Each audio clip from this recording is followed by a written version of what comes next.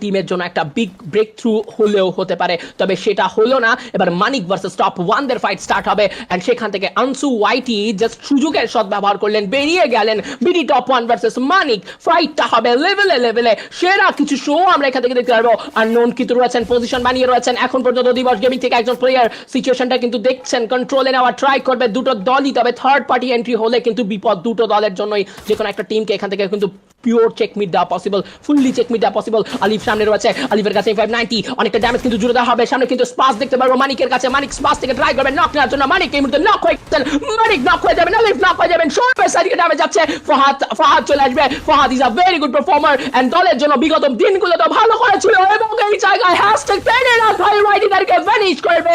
Manik gaming, what a show on the side of Manik. Literally Manik এই জায়গাটাকে পুরো ধ্বংসস্তূপ করে ফেলেছে। আরো একটা ফাইটে যাবে মানিক গেমিং, আরো একবার এমসিটি শো দেখতে পারবো।